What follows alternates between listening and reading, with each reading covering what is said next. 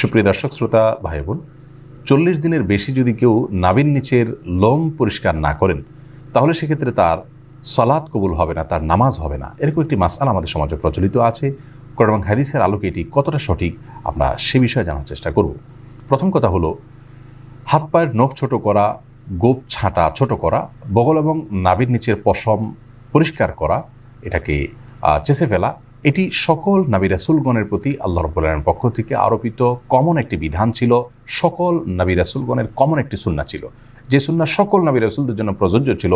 একজন ইমানদারের জন্য সেটি অবশ্যই অনেক বেশি গুরুত্বপূর্ণ। আনাস ইবনে মালিক রাদিয়াল্লাহু তাআলা আনহু একটি হাদিস বর্ণনা করেছেন, যেটি সহিহ মুসলিমে বর্ণিত হয়েছে, সুনান নাসাঈ এবং মুসনাদ আহমদ সহ বিভিন্ন হাদিস কিতাবে বর্ণিত হয়েছে।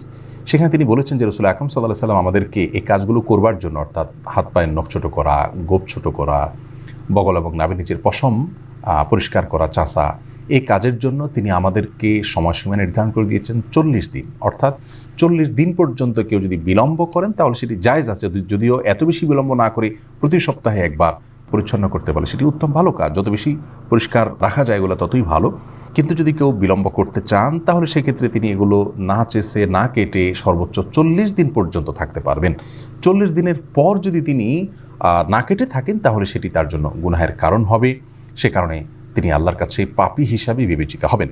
কিন্তু এর কারণে তার সালাত হবে না, তার নামাজ কবুল হবে না, এরকম কোনো কথা হাদিসের কোথাও বলা হয়নি। সালাত বা নামাজ বিশুদ্ধ হওয়ার সম্পর্ক হলো সালাতের যে শর্ত আছে সেই শর্তগুলো তিনি সঠিকভাবে আদায় করেছেন কিনা এর উপর নির্ভর করে। যার কারণে সালাতের শর্ত যদি সঠিকভাবে আদায় করে থাকেন, ফরজগুলো সঠিকভাবে আদায় করে থাকেন, তাহলে সালাত বিশুদ্ধ হবে। যদিও তার নাভির নিচের লোম তিনি অপরিষ্কার রাখেন, নখ বড় রাখেন, এগুলো করা সত্ত্বেও তার সালাত আদায় হয়ে যাবে। কিন্তু এগুলোকে তিনি বড় রাখবার কারণে, ছোট না করার কারণে, সময়মতো না চাষবার কারণে, 40 দিনে বেশি অপরিচ্ছন্ন রাখবার কারণে তিনি একটি গুনাহে লিপ্ত হলেন, সেটি সম্পূর্ণ ভিন্ন বিষয়। আল্লাহ রাব্বুল আমাদের সকলকে সব ক্ষেত্রেই রাসূল আকরাম সাল্লাল্লাহু আলাইহি ওয়াসাল্লামের সমস্ত দিক নির্দেশনাগুলোকে মেনে চলার তৌফিক দান করুন। আসসালামু আলাইকুম ওয়া রাহমাতুল্লাহি ওয়া বারাকাতুহু।